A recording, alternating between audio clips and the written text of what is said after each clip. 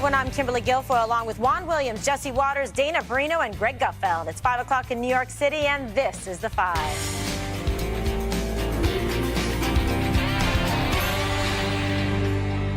Why was a man convicted of assaulting his wife and child able to purchase a semi-automatic weapon and other firearms legally in America?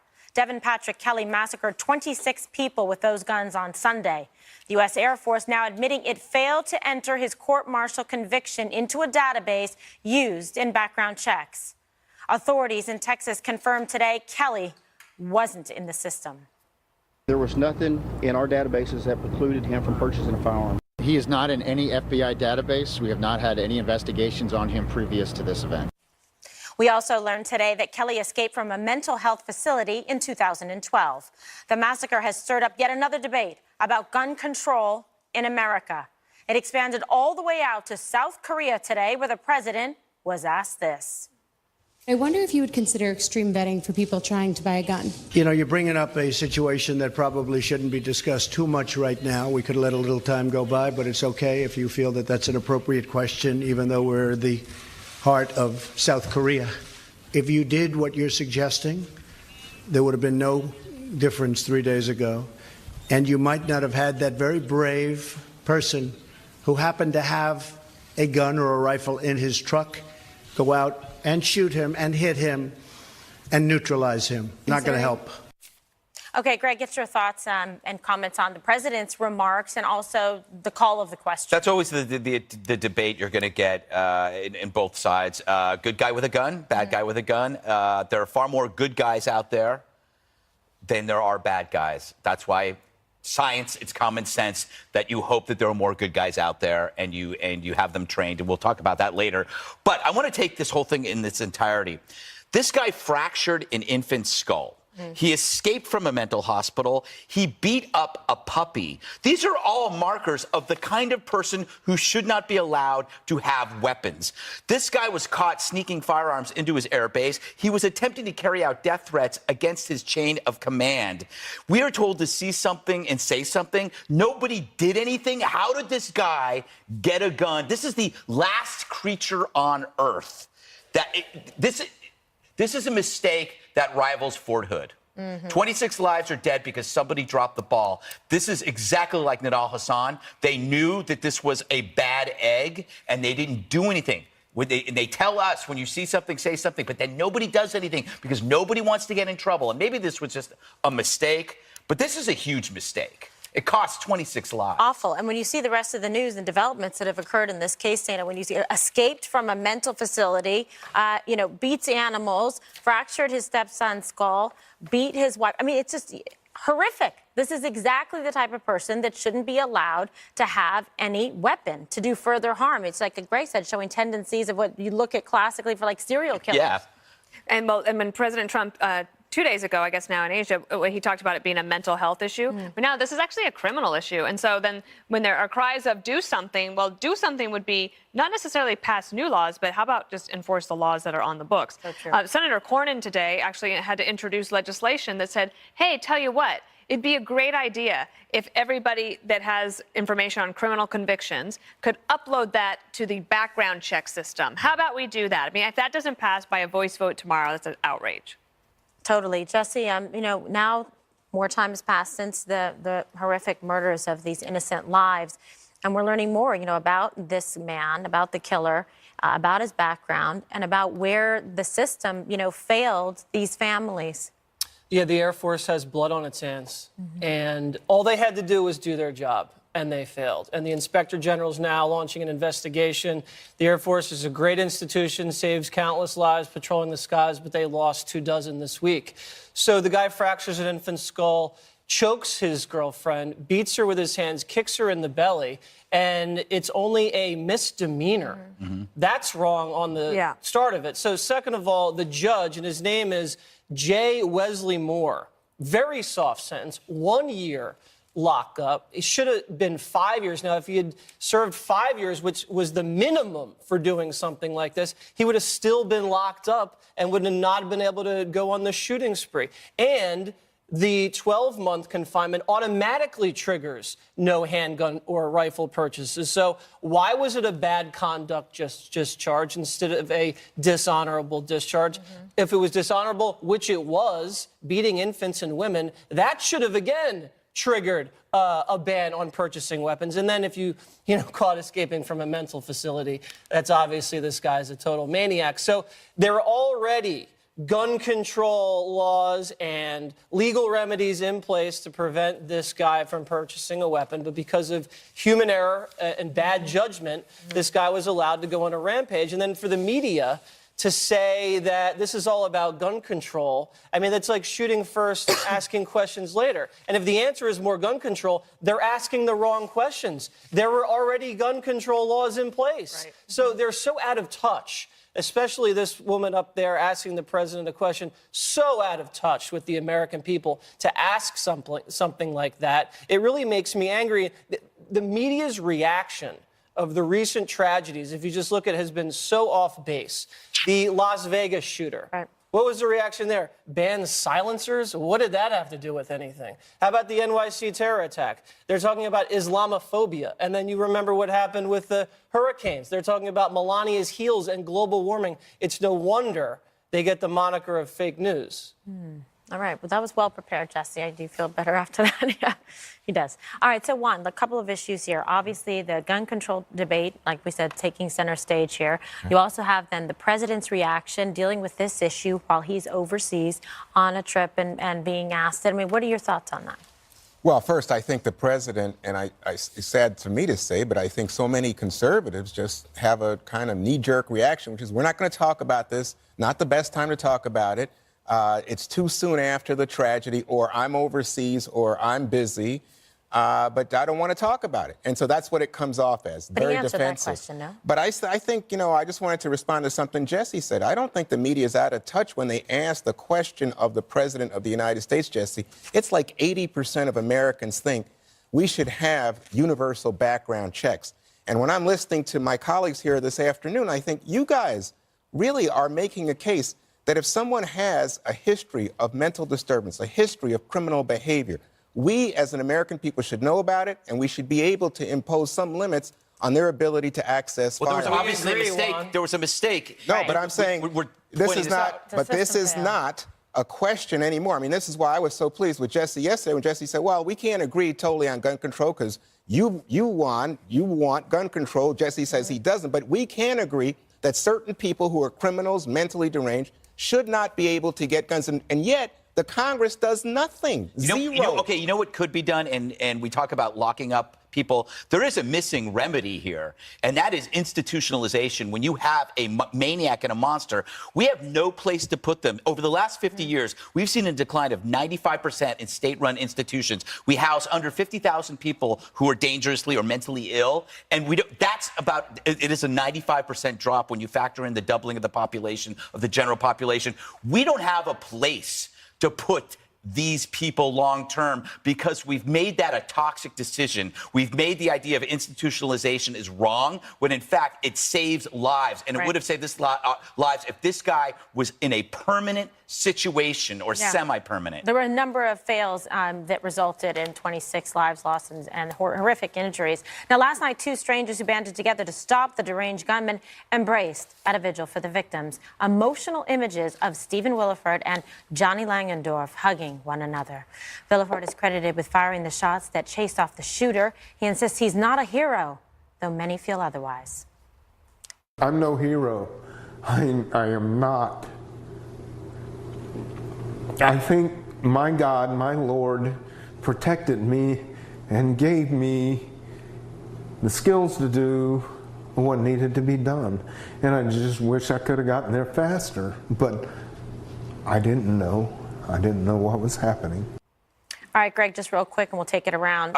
when These you are kind of the comments the president was making, though, saying, thank God that someone was armed and stood up. When you see an act of heroism, you question whether you can do that. The answer is yes, you can do that if you are trained, because when you're trained, it's a reflex action. It's born of training. This is the first and only time that he has ever been in this situation, and he responded to the situation perfectly. Why? Because he was an NRA certified. He was trained in this. We talk about the solution of hardening soft targets. You harden soft targets through the training of individuals. In Israel, when there are terror attacks, they advise citizens there to arm their houses because there are people with knives that come to their houses. They train the population to respond to threats. That was a man who didn't have to think, and that's why he responded heroically. That's why, even though he was terrified, it was ingrained in his skull of what to do. Unbelievable. And that's makes the case and makes the point for proper training and education, arming yourself with the information about weapons as well. Get Dana. And also, I think what he's talking about is his faith and how his faith guided him, that he doesn't think of himself as a hero. Obviously, we're all going to disagree with that, but I can understand where he's coming from. He is saying, I had this capability and these talents because God had provided that to me, and he had me there at the right place at the right time, and I wish that I could have done more. And it's not easy to talk about your faith, especially when it will be ridiculed by so many. And so I admire him for being willing not only to talk about that terrible day, but to share with America and the world that he actually believes that it was God that was guiding him. Yeah, a very impactful lesson, Jesse, when he talks about his faith guiding him and giving the courage, and that he had the wherewithal and also the training to be able to jump into action.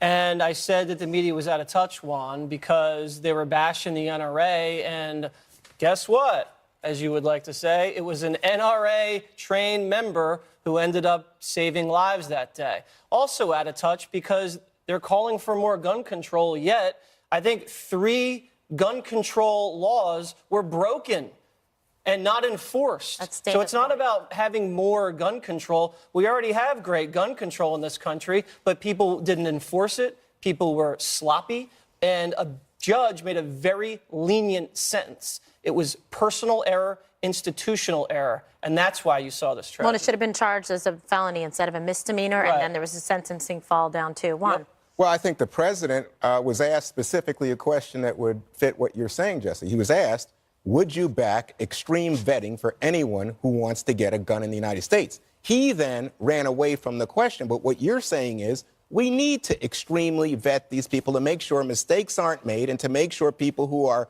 mentally incapacitated or disturbed. We have extreme vetting, but the vetters failed. Excuse me, we don't have. Failed. The big argument in gun control in this country is about universal background checks. So we do not have even close to extreme vetting. As President Obama said, we need a right to life argument here, which is to say you should be able to walk the streets and feel safe in your church without the thought that, oh, my God, there's so many guns, anybody could walk in here or put more guns in the church. Never would have happened. Yeah, put more guns in the school, more guns in the church, more guns at the Vegas concert, more guns everywhere. Are you guys always selling out to the NRA? The entire country. And Kimberly, we're probably going to find out that the FBI is having a hard time getting into his phone. Yes. We do know that he was texting to his mother-in-law and to his father, so we will probably find out more. But I'm imagining that basically one of the things we're going to find is that you have family members who know that they are involved with a very dangerous individual, but what is their recourse?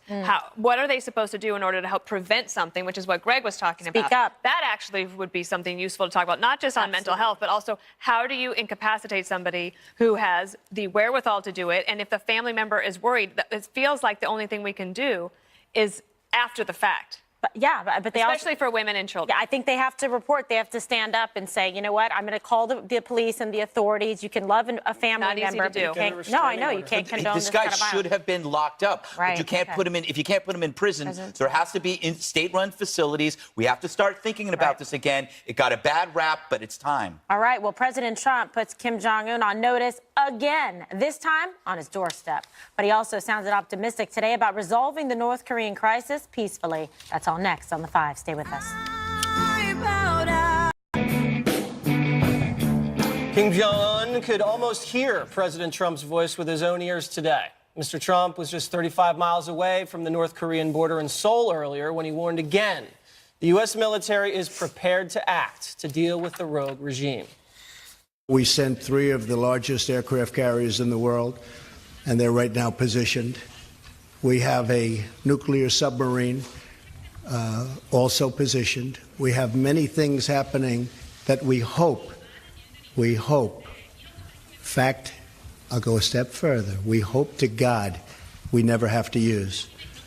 With that being said, I really believe that it makes sense for North Korea to come to the table and to make a deal that's good for the people of North Korea and the people of the world. He was a bit more toned down today. No fire and fury threats to Little Rocket Man. He even urged the North to come to the table for talks. President Obama's Secretary of State doesn't like Mr. Trump's tough approach to dealing with the menace. John Kerry, who believes in James Taylor diplomacy, has an amusing new theory. Trump is the reason North Korea wants the bomb. I think the rhetoric to date has, frankly, stepped over the line with respect to the messages that are being sent. It's given North Korea a reason to say, hey, we need a bomb, because if we don't have a bomb, we're going to, not be able to protect ourselves, and they'll come after us. Mr. Secretary, as the president pointed out in Tokyo on Monday, weak rhetoric over the past 24 years has led us to where we are today. So this is gunship diplomacy at its finest. He has, the U.S. Nimitz, the Ronald Reagan, the Theodore Roosevelt, and a nuclear submarine right off the coast, and he's saying, let's come to the table. Well, nothing like military might will get you to a diplomatic solution. You have to have both, which is why Mattis and McMaster always say that it's so important that Tillerson have the resources that he needs, because they don't want to have to use the military, because the diplomacy is so important. I'm actually confused about the idea for talks, because it was just a couple months ago that he said talks were useless with North Korea. So perhaps this is a bit about being unpredictable, or it's just saying something different in South Korea because it helps the South Koreans still deal with their neighbors to the north. Maybe that's what China's asking for. Perhaps this is all part of some grand strategy, but maybe he'll explain it more tonight at 9 p.m. The thing about, because President Trump has a speech, the thing about Secretary Kerry saying that Trump has given North Korea the reason to have a nuclear weapon. It reminds me of the phrase that anytime you talk about going after radical Islamic terrorism, the left would scream, but this is what ISIS wants. But this is what al-Qaeda wants. No, actually what they want is to destroy Western civilization. And North Korea wants a nuclear weapon because they think it will protect them from a world that they think is out to get them. Greg Gutfeld. Yeah, I mean, North Korea has been doing this before Trump was in office. Yeah. In fact, they've been doing it with every single president. And Kerry, this talking driftwood sculpture of a human being, this is the dope who made a deal with 9/11 enablers in Iran. And he's the guy that, instead of dropping bombs on ISIS, sent James Taylor to France. That was his. That was Remember a true that? bomb. Look, America, you could argue, and some would disagree, I'm sure Juan would, that we've probably made more progress with North Korea under Trump than the last 40 years, because we have China on board. And that's different. And we're targeting and we're isolating the North Korean economy in a way that hasn't been done before because of China. Nobody wants war. I do think that what President Trump was doing is he's doing good cop, bad cop. Good cop, bad cop. That's what it is. And it seems to be working, especially when he brings in his wild co-star Dennis Rodman to close the deal. And I believe we have some sound from Mr. Rodman. Let's roll it. Oh, please. And then one thing about Donald Trump, hopefully he does one thing. The fact that he needs me to do one thing. North Korea. Donald Trump, please help us. You always say unite. I'm all about that. Kimberly, I'm sure Jimmy Carter's sitting there thinking, what about me? I thought I was going. He's like, put me in, coach. I'm ready to play. Yeah, I mean, I don't know. I can't even understand anything really that Dennis Rodman says. Hear it's that like either. very bizarre. It needs to be closed captioned. Fine. But I want to talk more about President Trump and what he's doing here. There's some people who are criticizing that are saying, okay, wait, now he wants to do diplomacy. Where's this guy going? Well, maybe that'll work. Maybe there is some stuff like Dana's saying that's happened or transpired, behind the scenes, and he's getting like a cooperative push from China or from South Korea. Because can you imagine, actually, Dana, when you're saying this, I was thinking, well, what if he'd made some caustic, comments there, right, to really make it difficult when he's over there trying to reach out and establish good relations, while he's in South Korea? I mean, that would be very problematic. It could be very dangerous, for them. So I think he's got to have sort of that reasoned, rational approach. And I hope that it's true. I hope that we can work something out short of a military intervention. Juan? Well, I mean, I think this whole trip has potential. And the key to me is what happens with Vladimir Putin. Because if you'll recall, by the way, the president wanted China's help. China has not delivered in the way that he had hoped in terms of squeezing North Korea. But, and in part where they have delivered, which is, say, to cut off some supplies and the like, guess what? The Russians stepped in and made up the deficit. So what is Putin doing? It's supposed to be pals with Trump. Okay, we need help with this. But I will say this. Good point, Juan. It's kind of striking that Rex Tillerson, our Secretary of State, was trying to have talks. And I'm hoping that, in fact, things behind the scenes have been going on. Yeah. Trump is the one who said, don't waste your time. Wow, what a change in tone today. But you like it, it sounds like. All right. I do. Well, it is Election Day. We are keeping a close eye on the big race for governor in Virginia. Can President Trump help Republican Ed Gillespie pull off a win? Polls close soon there. Up next. I know who did. Big contest in Virginia right now where the polls close in just a couple hours. The race for governor has been contentious between former RNC chair Ed Gillespie and Democrat Ralph Northam. President Trump threw his support today behind Ed Gillespie, tweeting, Gillespie will totally turn around the high crime and poor economic performance of Virginia. MS-13 and crime will be gone. Vote today, ASAP. Wow. He also ripped Northam for being weak on crime and anti-Second Amendment. Mr. Gillespie showed his appreciation. Well, I appreciate the president's support very much, Brian. And if you're going to be governor of the Commonwealth of Virginia, you better be able to work with the president of the United States. If Gillespie wins, what does it mean for the Democratic Party? I think that's the first time I ever called him Mr. Gillespie. I've known him for a long time. He's your friend. So maybe I'll call him governor. I don't know. Jesse, what do you think about the race? He's definitely the underdog. Let's say that. I don't think a Republican... We like dogs here. That's true, especially person to my left. I don't think a Republican has won the governorship, I think maybe once since 2008, and the state has gone blue in every presidential election for the last, I think, what? 3-4 times. Yeah, exactly. So it is a blue state at this point, but they polled this. Virginians are very concerned about health care, very concerned about the economy, and the right track, wrong track scenario, worse it's been in 2 decades. And if you look at health care, Obamacare premiums expected to jump 60% next year. Now, wages are flat, and a lot of the rural areas in the state have not really seen the jobs that the rest of the state has. GDP growth, 0.6% last year. National average was about 1.5, so not very good. Now, crime, 484 murders in the state last year. That's, I think, a high of 20 years hasn't been that bad. Violent crime, rape and robbery, all up over the last 5 years. And the gun issue, you got an F from the NRA, Northam. MS-13, there's been a lot of misinformation. Almost 2,000 MS-13 gang members alone in Fairfax County. You mentioned it the other day. There's a bunch of MS-13 gang members on trial for killing teenagers in that state. It's terrible. So if Gillespie wins, this will show a few things. One, that you can run as a Republican and not completely embrace Trump and still win. It also will have a Republican in control of the governorship in Virginia during the Trump re-election, which will be very, very important. And it can show that if he does win, this radical identity politics ad that really, I think, caused the loss of Northam will be under the microscope. And then I think the loss will basically send the Democrats nationally into a tailspin. All right. Well, what do you think, Greg? Well, it's interesting. If you look at Ralph Northam, actually not a bad guy. Voted for Bush twice. He's a veteran. Ed Gillespie and Ralph Northam, they're kind of middle of the road. They put the goober in gubernatorial, But I guess that goes to my bigger point. Wow. Thank you, America. That's sexy. Yeah. I mean, I haven't said goober in ages. Anyway, it goes to my big point, and Jesse touched on it. Nobody leaves the arena of identity politics looking better. And this is an arena that is built by the left and cultivated by the left, and now sometimes the right has gotten involved in it.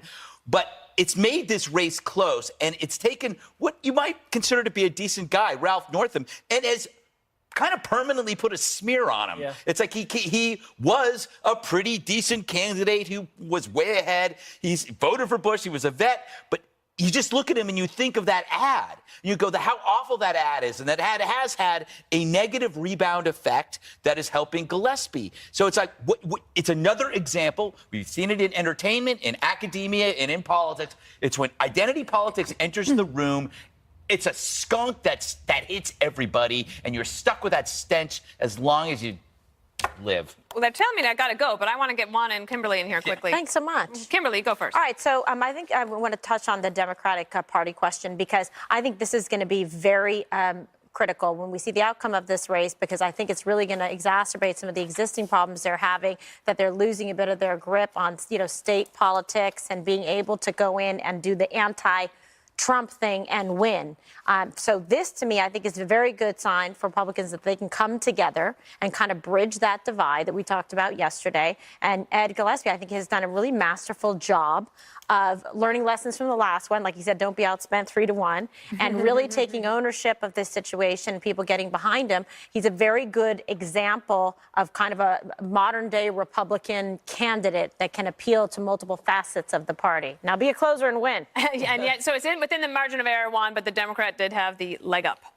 Yeah, but it's not a substantial leg. But I think he does have the leg up, and all the polls have come back basically showing that Northam has about a 3-point edge. But as we know, it's almost a year, Dana, since Donald Trump beat all the pollsters. So, and Ed Gillespie came back very close in his race against Mark Warner in the Senate to make it, boy, it was that close that Warner was able to hold him off. The big news here is the robocalls from President Trump. Remember, Gillespie did not bring Trump in. He was running a very different campaign.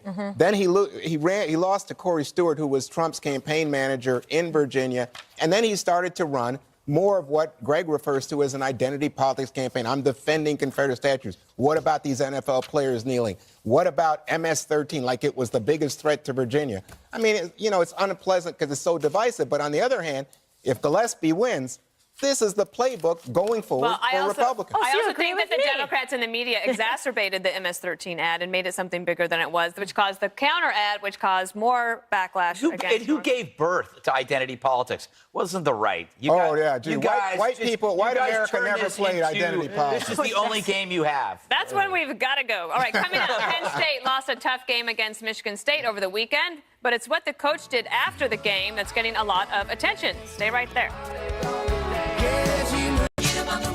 On Saturday, Penn State lost a tough one to Michigan State after MSU's kicker nailed a field goal as time ran out. Now, for the average sports fan, the story ends there. But cameras caught Penn State head coach James Franklin sprinting across the field after the game to wrangle his players up, demanding they get back out there and shake hands with their opponents. He said, quote, "We're going to lose with class, and we're going to shake people's hands and give them credit because they deserved it," end quote. Oh, what do you make of that, Greg? Well, you know why this is so powerful? It's the opposite of taking a knee. It reminds you of the initial purpose of sports, which is sportsmanship. It teaches you fairness, clean play, how to endure hardship, humility, how to endure loss, how to be a good loser and a good winner. And this is why I think NFL is dying right now, is because the knee is a consequence of the decline of sportsmanship, because NFL is being driven by spectacle, celebrity culture, the coarsening of our culture. We've become ruder. We've become louder. This kind of thing just doesn't happen anymore. And this is, again, the injection of politics into a venue. Politics stresses the differences between people. In football, in teamwork, you're supposed to be a team. You even have things in common with the other team. You sometimes have more in common with the other team than your own team. But what politics does is it stresses the division. And that's why when you look at this, you go, he's getting the guy to go shake the other guy's hand. Yeah. That's the opposite of everything we see these days. Yeah, I think it's excellent. A very good leadership example of good sportsmanship, good conduct and behavior to always, be classy and take the wins, but take the losses as well. You really see the character of people when they lose after a tough game. Go out there and show that, you played your best and treat the other team with respect. I think it goes a long way to say, the reputation and team spirit and, doing the right thing. I love it. I think it's a great example. So, Dana, like after dog shows, do you go and shake the other owner's hand? Never been to one, but I actually first saw this by a guy I follow on Twitter named RB Pundit, and he actually said he had more likes on this tweet than anything he had ever done. And he does a lot of political things, so you can imagine. But I like there's a word within sportsmanship, and that's man. And it's about teaching people to be really good gentlemen. And we could use a few more of those around this country. And the other thing is that he's not just a coach. So he's a head coach, and he's not just calling plays, but he's I know you hate the term, and I kind of creeps me out too, the whole life coach thing. Right. But being involved in sports does teach you about life. And those lessons that you learn on the field, you will take to the boardroom or here at a table if you're going to be communicating with somebody with civility. I really thought it was very powerful, and I hope other coaches emulate it. You know, Jesse, he was an assistant coach at Maryland, and when they do the coin toss, some of the Maryland players didn't shake hands. He flipped out. He wasn't the head coach at that time, but he said, "You guys better shake hands." And this reminds me of that moment. It does. He was in trouble a couple weeks ago for poor sportsmanship himself when he tried to ice the opposing team's kicker after they were winning 56-0 to salvage a shutout. It actually worked. So anyway, he apologized for that, but I like what he did here. Reminds me, my father, when he got a job up here in New York from Philadelphia, the company up here sent people to interview his squash buddies down in Philly to see if my dad exhibited good sportsmanship. You know, if he was a cursor or if he, didn't shake hands afterwards, they probably wouldn't have hired him. He had a garden? Not a garden. It's the racket sport, Gutfeld. What are we going to do with him? I don't know. You don't know? Okay. Yeah, retire Hey, before them. we go, I just want to say Roy Halladay, the two-time Cy Young winner, Philadelphia Phillies, Toronto Blue Jays, died today in a plane crash. We are sorry to see him go. A terrific, terrific man. Oh, God bless. Next, some interesting fashion news from America's fashion icon. Yes, Greg Gutfeld. Don't miss it. Straight ahead.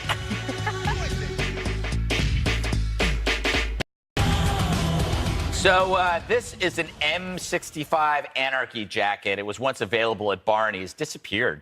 Described as a military-inspired cloak, it only goes for, and I stress only, $375. Allegedly aping the spirit of Antifa, it costs more than your average suit, the symbol of evil, greedy capitalism. So this jacket is military-inspired. So I guess now it's good to be inspired by the military, if it's only fashion and fascist-based, of course. God forbid you're actually inspired by actual elements of military service, patriotism, selflessness, bravery. No, instead, be inspired to dress like someone who actually hates such traits and prefers to mock any service to one's country. The jacket maker, Alpha Industries, also supplies the U.S. military. They claim this jacket encompasses expressions on individuality. Yes, how individualistic, covering yourself in phony slogans and meaningless symbols. Why not just slap bumper stickers across your face, you dope? Oh, my goodness. So in the most expensive city in the nation, Manhattan, within the priciest store, you could outfit the trust fund revolutionary, the champion of the downtrodden, hater of the man, enemy combatant of big business, greed, and patriarchy. He can wear his hipster jacket at brunch to parade his progressive banalities while dripping cage-free eggs down the front of his freshly ironed Che shirt. All for $400. That's a bargain for us, too. Now we can spot the loser a mile away. So... Kimberly, yes. You are a fashion If I see maven. this coming at me, let me tell you, they better go in the other direction. Yes. Would a man bun be with this too? I would hope so. Like the man bun, or even the high top man bun that's up here? I think that's called the dork knob. Yes, I believe I've heard the dork knob. Yeah, I think this is way too expensive. It'd be better if it was something that was like, Look you at know, $55 at, I don't even know, probably nowhere, but the point is it's just ridiculous. Like in the military, you earn a jacket like that. Yeah, that's the thing. It just seems like you're trying too hard. Right. And it's so, Look at it. It comes with its own little hood in case you want to break windows. Well, because you don't really want to have to go out and do it. You That's just the wanna front, look by the like way. Or protest at Berkeley. Yeah, but here's on the back it has an anarchy symbol, and on the front, anarchy means chaos.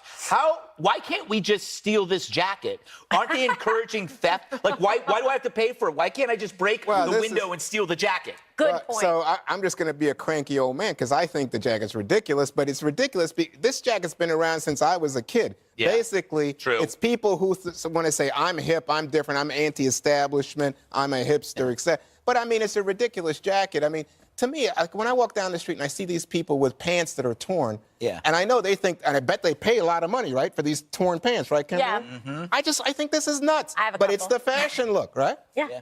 You know, Jesse, I called to see if they had one that had the collar up for you. Aw. Listen, I don't like what you said about cage-free eggs. I like cage-free eggs. I think they taste better. If you read the little blurb in the Barney's catalog, it says, looking good while you stab a police horse in the neck. They also got the color wrong. If you watch Antifa, they're all wearing black. Right. So Yeah. fire the fashion person. Yeah. I respect, though, Barney's, for trying to capitalize off people who hate capitalism. Yeah, that's Gotta love That's a that. trick. That's a real trick. So, Dana, we went to find this. It was out there this weekend when they were having the Antifa protests. They claim it's not an Antifa jacket inspired, but we can't find it. It's no longer at Barney's. And we called the company. Sean called the company, and they refused to acknowledge where this jacket went. So they're hidden somewhere in the Yes. storeroom. They're going to be on eBay later Yes. on.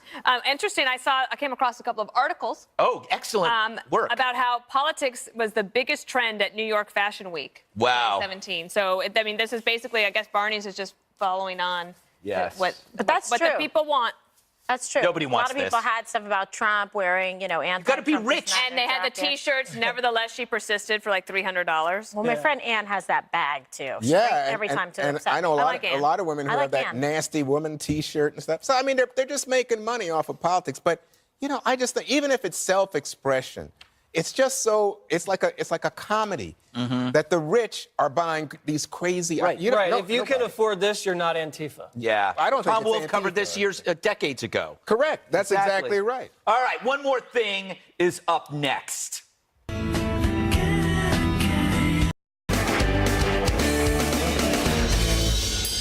It's time now for one more thing. Jesse. Thank you. So Trump did one of the most Trump things ever when he went and ate with the Prime Minister of Japan. Instead of ordering sushi or tempura, some of the best food you could ever have over in Japan, the man orders a well-done cheeseburger. What do you like? Yes, and he locally sourced it. The beef was from America, apparently, and he's got the Heinz ketchup over there. So, well done, Mr. President. Literally. I agree with him on that. You do? Yeah, this is All right. how he eats. Order what you want where you are. It's better for your job. I guess. And I You don't agree wanna on the have well done. Traveling food issues like this little one gets over there. That was all right. safe. Dana. And she wasn't pointing at me. Okay.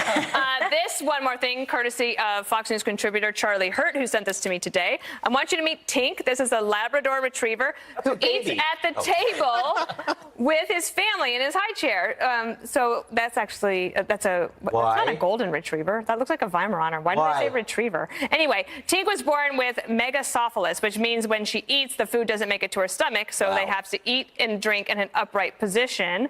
So she's not spoiled. They just have to take care of her. And then you know what? They also have to burp her like a baby. Wow. Oh my goodness, How so cute is that? We should get one of those little high That's not chairs a retriever. for Greg. All right, take it from I me. was not a fan of high chairs. Don't All like right. heights. Told you about that. All right, it's time for fashion news. That's right, everybody. All right. So this was at the state dinner Japan. At that state dinner with the prime minister, we see Hope Hicks. Look at this. Ditched her usual dress for a tuxedo and bow tie. That is a stunning look. Meanwhile, First Lady Melania Trump wore an elegant red Valentino gown. Why do I bring this up? Because Donald Trump has changed politics in a lot of ways. And now, one thing, the hippest dressed political party are now the Republicans. These women put Vogue to shame. Well, why don't they put our beautiful First Lady, who's very classy and elegant, on the cover of Vogue like we had Because they beautiful won't. Michelle Obama? Because they're Republicans. All right, Greg. Well, they might. I No, hope they they won't. do. They I think might. it would be very No, they nice. won't. Okay, No, they Juan, won't. Stop. They Well, won't. one of my favorite musicians of all time, Prince, died a year and a half ago. And this week, one of his guitars went up for auction. The starting price, about $60,000, but the bids, well, they went crazy like it was 1999. And a big surprise, the bidding war sent the price skyrocketing to $700,000, the highest amount paid for one of his guitars. Less than a Jimi Hendrix, less than some of the celebrity auction items, but but unbelievable. The legendary rocker Prince used the guitar in the 80s and 90s. Then he donated it to the LA earthquake relief in '94. That was Wow. very nice. All right. Party like it's 1999. Okay, so this morning on Fox and Friends, we saw that the Air Force swore in the new recruits on Fox and Friends. We just want to say we're big fans of the Air Force. Love here. the Air Jesse is too. And, so take a listen to this. Do solemnly swear. Do solemnly swear. That I will support and defend the Constitution of the United States. That I will support and defend the Constitution of the United States. So help me God. So help me God. You are now airmen. Nice. All right, well, God bless them and thank them for the service. And that was the Air Force Secretary Heather Wilson, who administered the oath, and the Air Force Band was also on hand to help mark the occasion.